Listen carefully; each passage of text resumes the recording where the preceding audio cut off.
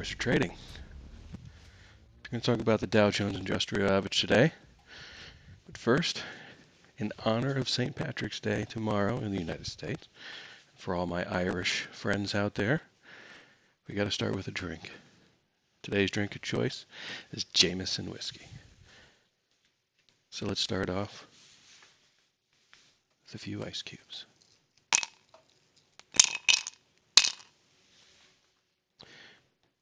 Polish that off with a splash of Jameson.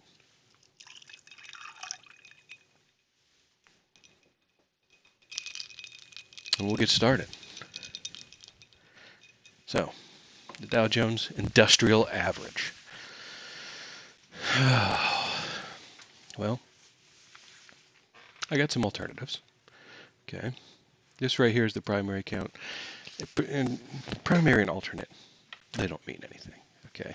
It's just one count or another count. Okay. Now, do I lean which way or the other? Sure, I might lean towards the primary, I might lean towards the alternate. But right now I'm kind of leaning towards this one.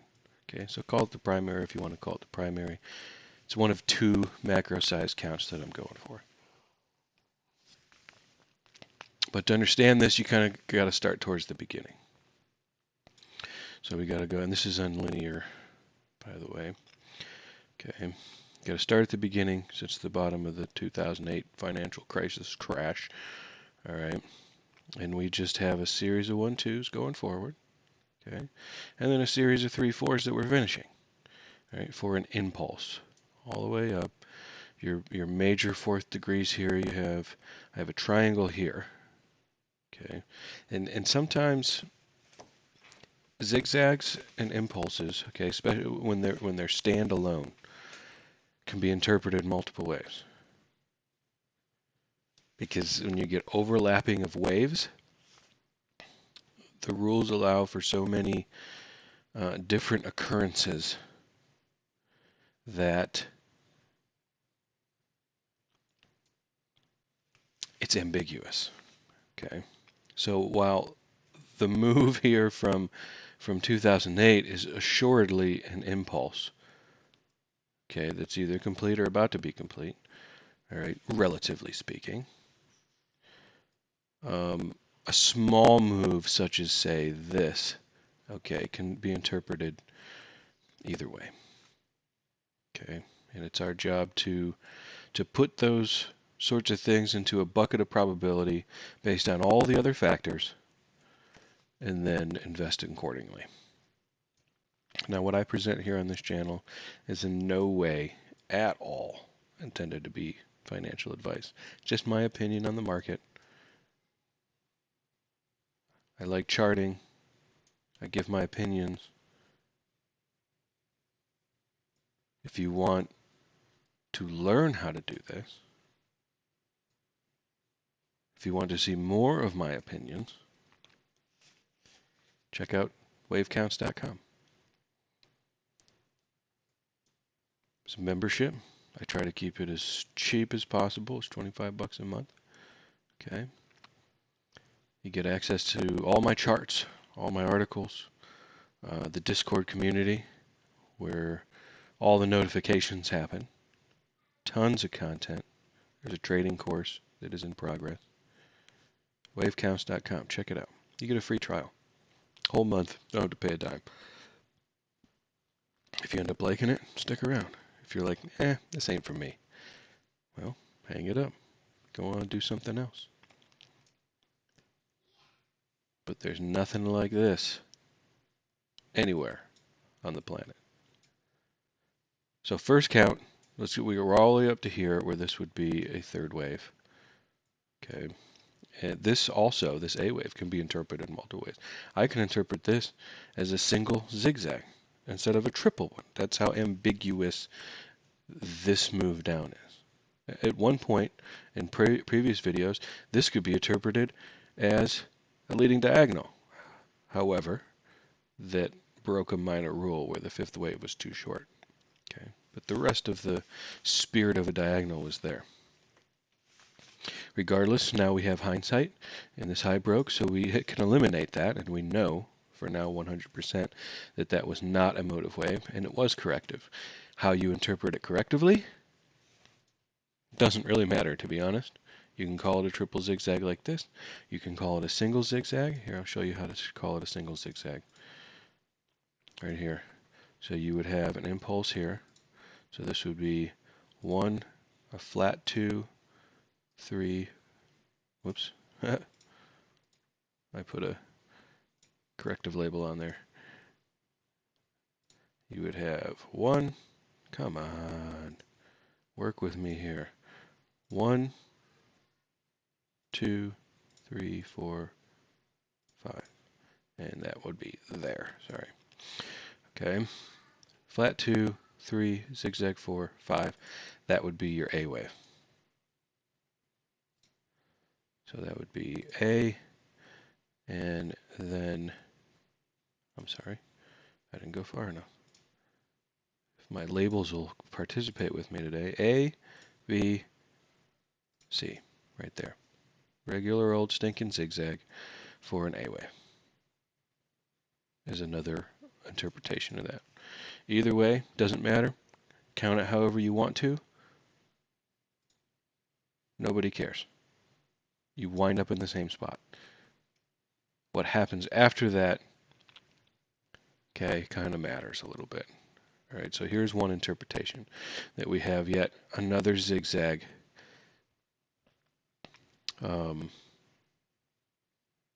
back up, right, for a B wave. All right, and the evidence pointing to this, okay, there's a lot of ambiguous waves here. There's things that they can be, and there's things that they absolutely cannot be, okay? And one of those things right here is this middle wave here, which I've talked about before, okay? But this wave, you're going to see all sorts of crazy counts out there, right? You're going to see, 1, 2, 1, 2, 1, 2. That's not, it can't be, okay? Why? Well, lots of things can be interpreted different ways throughout the course of the events of a market. Sometimes they can't. And this wave here, okay, is a big hang up. That can only be interpreted as a corrective zigzag or zigzag family. You can make it a single zigzag, you can make it a double zigzag, okay? Just like this one here, you can make this almost anything in the zigzag family, okay? I'm sure you can even make this a double zigzag if you wanted to, right? By placing, you can put the W here, you can put an X here, and then you can count to this all as a zigzag and make it a double zigzag. So this whole thing could be a single zigzag, a triple zigzag, or a double zigzag, and it does not matter. Doesn't matter which way you count it. Truly does not. Count it whatever way you want to, whatever helps you sleep better at night. But this one cannot be motive. It cannot be a diagonal, and it cannot be an impulse. It breaks all the rules either way. It has to be a zigzag. Why, do you ask? Why can't that be an impulse? Because what are the rules of an impulse? Okay. Well, I'll tell you what. It breaks the same rule on both. Okay, and I am in the linear time frame here. Okay, just look at how would you label this as an impulse, right? How would you do it? First of all, you would have to go 1, 2, 3, 4, 5, right? Well, you already have one big problem. Well, your 4 is completely nested within your 1. Okay, but even if you ignore that, a huge rule of any motive wave is the third wave cannot be the shortest. So as you can see, let me pull off the unnecessary stuff here. All right, as you can see, the third wave doesn't come close to the 100% extension of 1. So it's shorter, right? And if we measure what we think is the third wave, okay, I'm swagging it a little bit here. It doesn't truly matter all that much. Okay, we can see, even if we give it the most benefit of the doubt, that the fifth wave is longer than the third wave.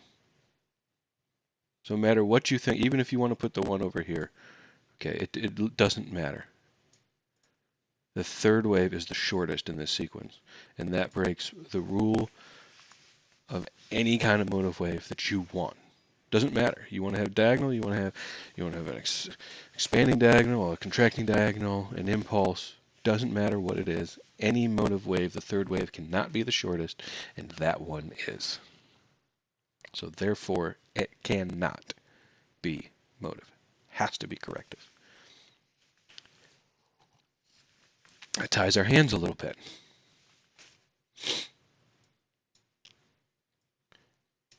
Because other markets, namely the S&P 500, NASDAQ, so on and so forth, you can count that, these middle waves as motive. You can make a 5-wave sequence out of the S&P 500. You can't do it with the Dow. Can't do it. It's not possible. There's lots of things that are possible in Elliott wave. You can make your head spin around on the amount of things that are possible that could happen. That ain't one of them. And that's what we use Elliott wave for. Most people think that use Elliott wave to figure out what is the exact count. On the contrary, I just made that word up. On the contrary, what Elliott wave is used for, and what you have to wrap your brain around and change your way of thinking, is Elliott wave is used to help you figure out what it isn't, so that you can focus on what it is. And that's where my counts come from. This can't be motive, therefore it has to be corrective, and that has to be corrective. So then all of that has to be corrective. Okay, corrective, corrective, corrective. So we have a leg, a 3-wave correction, and another leg. Okay, that is frankly bigger than like anything back here. You got these 1-2s and 1-2s and 3-4s within the 3. Okay, and then you got this monstrosity.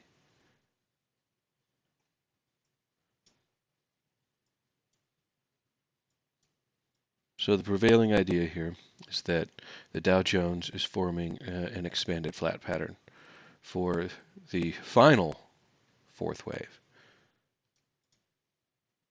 Okay, that would be 3, 3, and we're going to get 5 waves down. Okay. We have some evidence, though, pointing to that this thing is done. Okay. As you can see, this whole time I've had this parallel channel up, right? 3-wave moves are contained by parallel lines. So here, our evidence is pointing to, we have the A wave and the B wave, and then we have a parallel line. Okay, so this parallel line is dragged out to give us where approximately the third wave of the correction, the C wave, should end. As you can see, we came up, hit the channel, threw over the channel, came back in, kissed it, and it's coming back down. Okay. In traditional classical, markets, they call this type of thing the kiss goodbye. Okay, you come back into the channel after your throw over, give a little kiss to the channel, and adios, amigos. Okay, but I do have an alternate theory. Here's my alternate theory.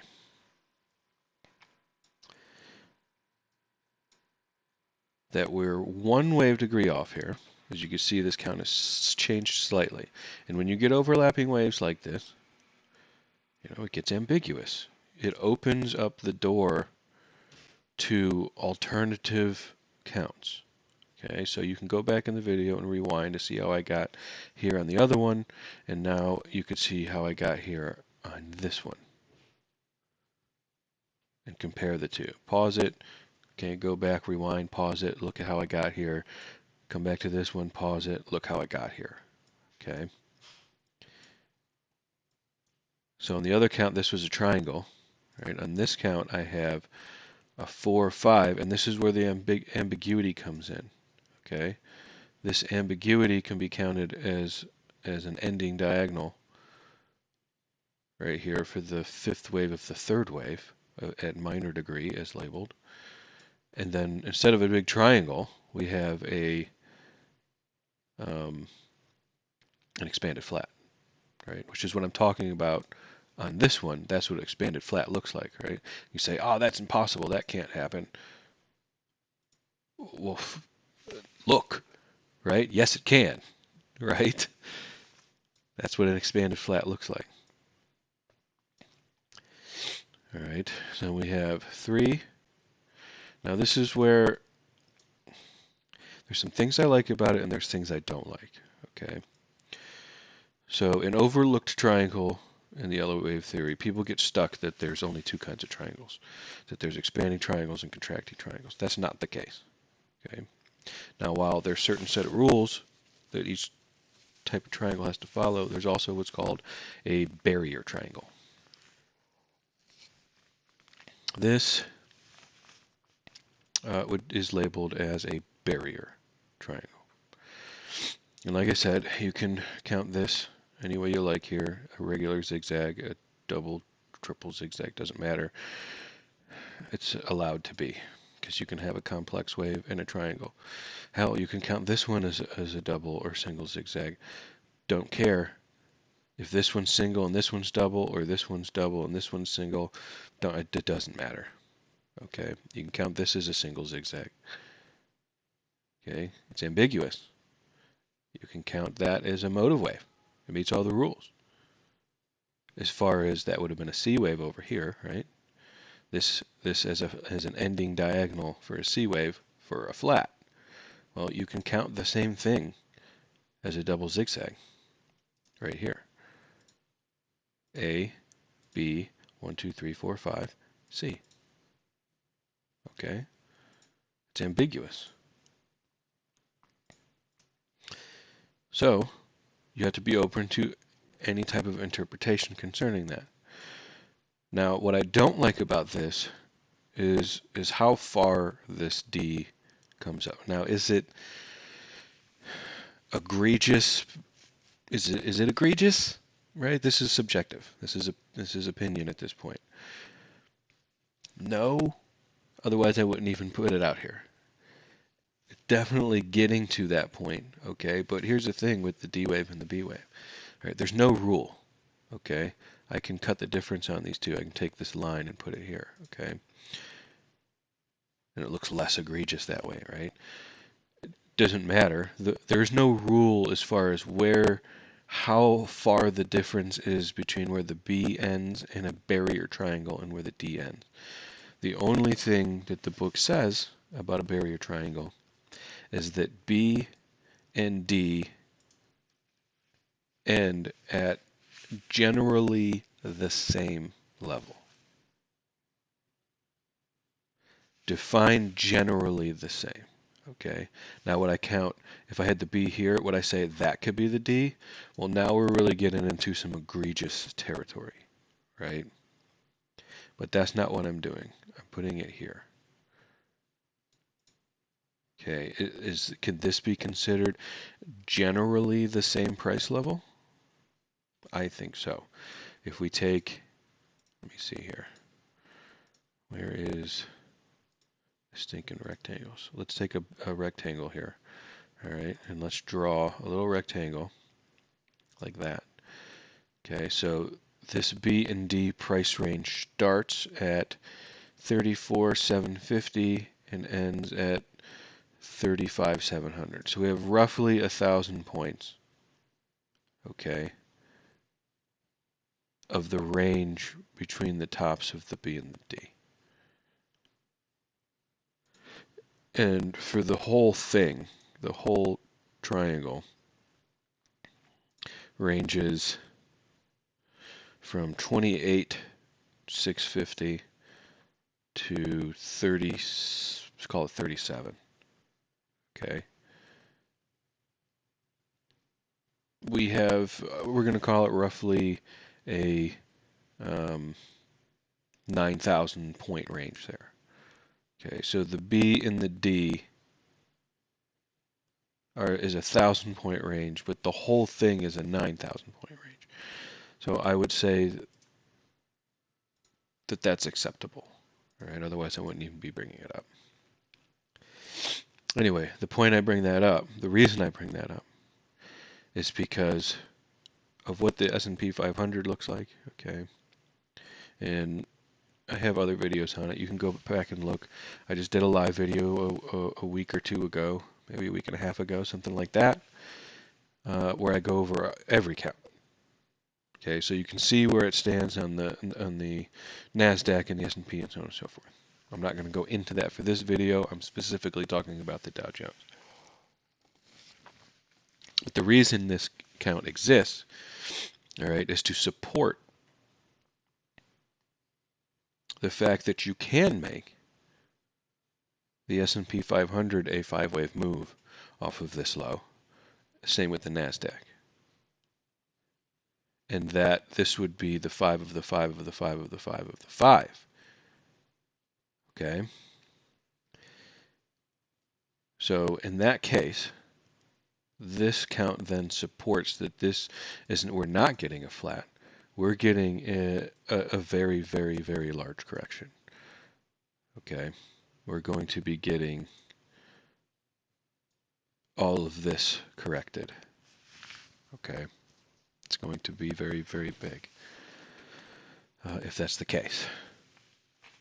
But we can't just like hope and wish that that's not the case. Okay? We have to be prepared for it.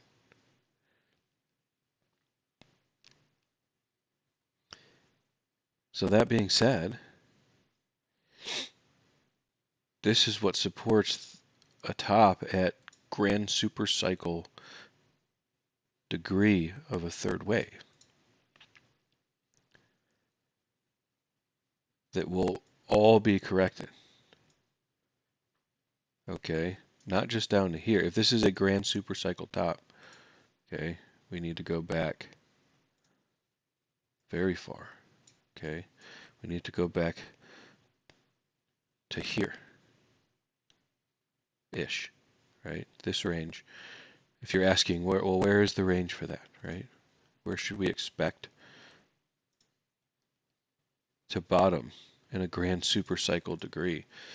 And it's either there, that's one alternative, okay, that's one option of where it could be, okay.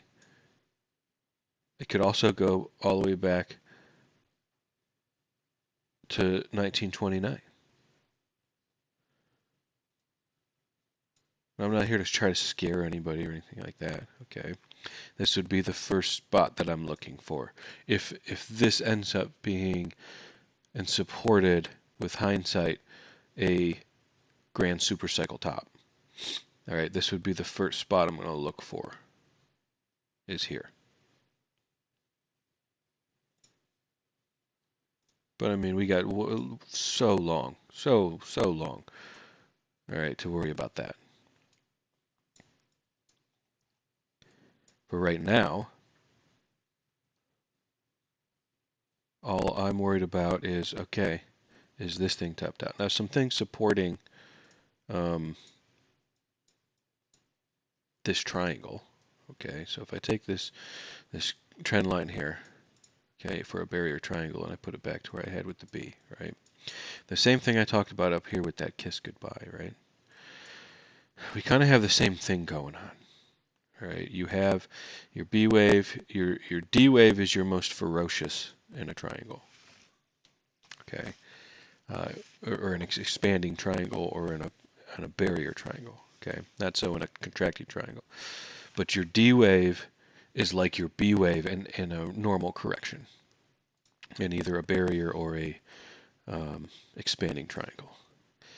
And what we have here then would be a throw over, a return to the channel, okay, and a kiss goodbye.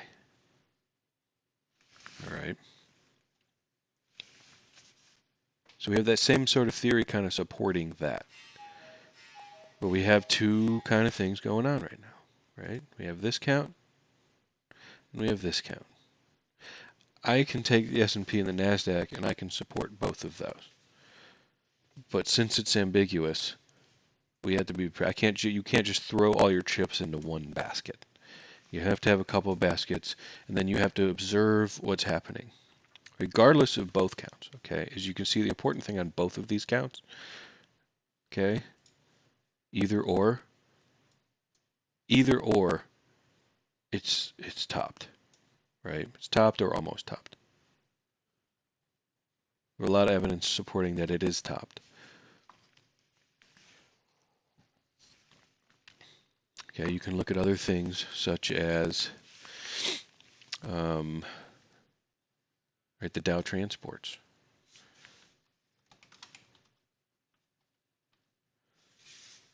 Here's the Dow transports, right?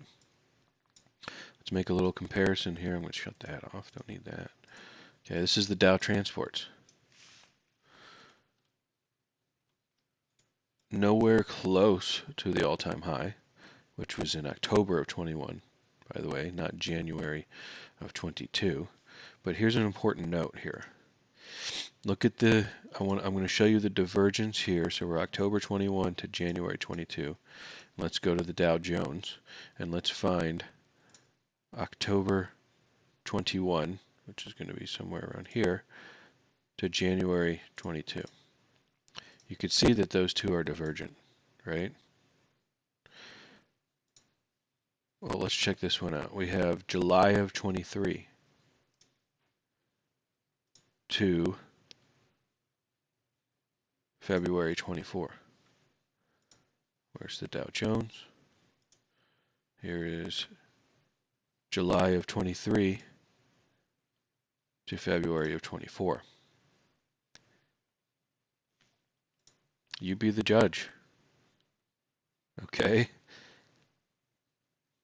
You have a lot of divergence there that supports, again, another thing supporting that this thing is done so. All right?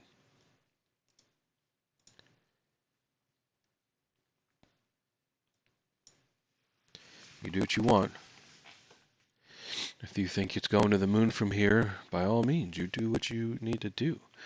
This is just my opinion I'm providing. I'm buying cash.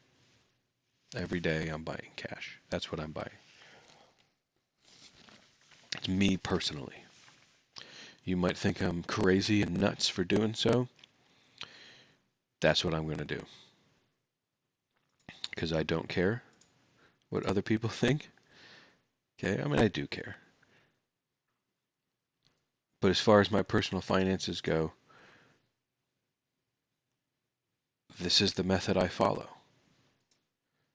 Okay, so if some dude on Twitter or YouTube or something says, you know, it's going to the moon, that doesn't mean I'm buying it. Sure as heck ain't doing it. Everything from me right now points to a major top of some degree. Okay, with a minimum of 5 waves down. Could be a whole lot more, but a minimum of 5 waves down. And then we'll reevaluate.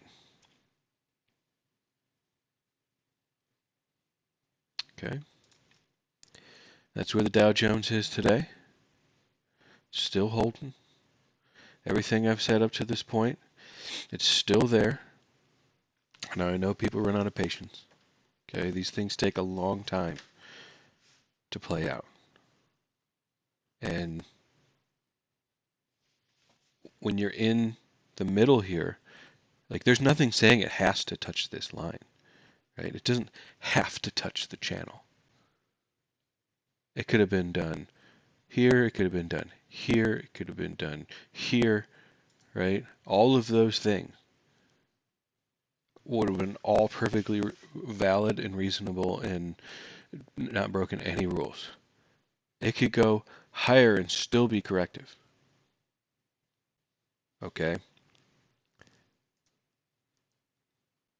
Now at that point I would definitely flip. All right, let's say this busted out of this channel, right, and came up here like this. Okay? I would definitely flip to this count as being the primary. Whoops, that's not it. Where did my account go? Which one did I have it under? This one. All right, I would go to this one being the primary. Okay, you just flip these labels up, okay, because you got some ambiguity in here with some overlapping labels. But regardless, it doesn't make me want to buy it. You're not going to find the exact top. If you're trying to buy so you could sell it with the exact penny of the top, there's one person who got that price. Just so you know, one person got that price.